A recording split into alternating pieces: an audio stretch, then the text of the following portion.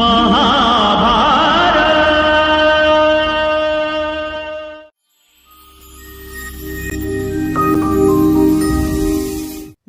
दोस्तों, आज हम वेद व्यास जी द्वारा लिखी बाल महाभारत कथा का छठा अध्याय भीम पढ़ेंगे।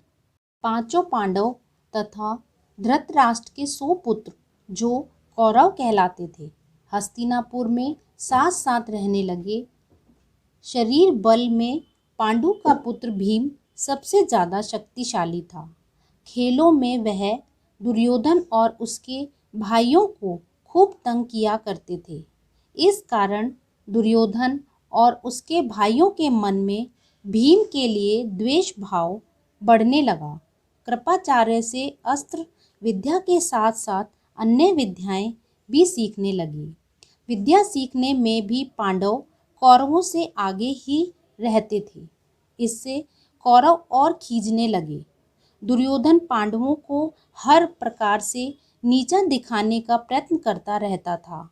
एक बार सब कौरवों ने आपस में सलाह करके यह निश्चय किया कि भीम को गंगा में डुबोकर मार डाला जाए और उसके मरने पर युधिष्ठिर, अर्जुन आदि को बंदी बना लिया जाए ताकि सारे राज्य पर उनका अधिकार हो जाए।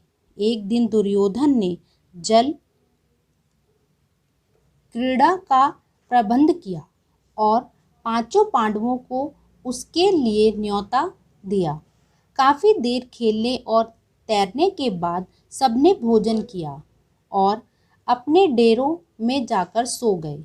दुर्योधन ने भीम के भोजन में विष मिला दिया था, जिसके कारण उसे गहरा नशा हो गया और वह गंगा किनारे रेत पर ही गिर गया।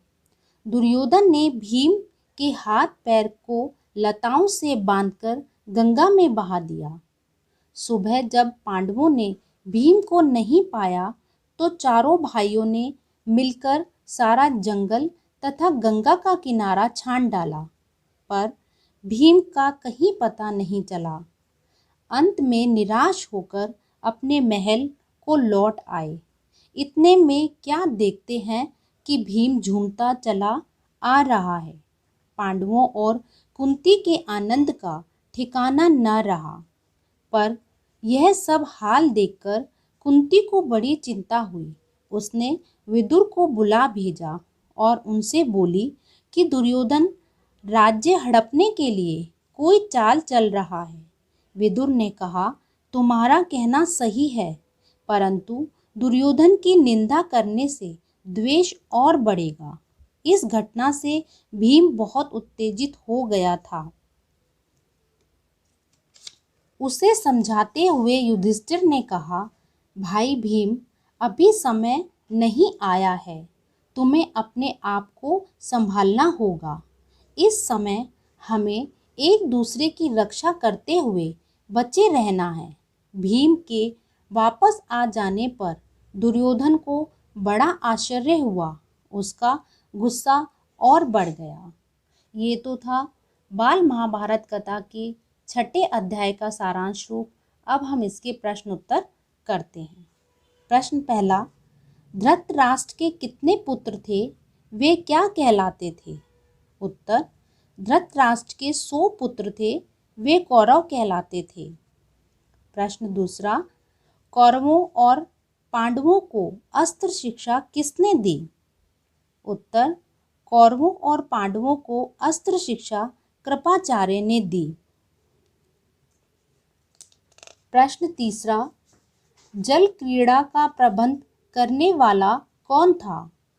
उत्तर, जल क्रीड़ा का प्रबंध करने वाला दुर्योधन था। प्रश्न चौथा, किसने भीम के खाने में विष मिला दिया था? उत्तर, दुर्योधन ने भीम के खाने में विष मिला दिया था।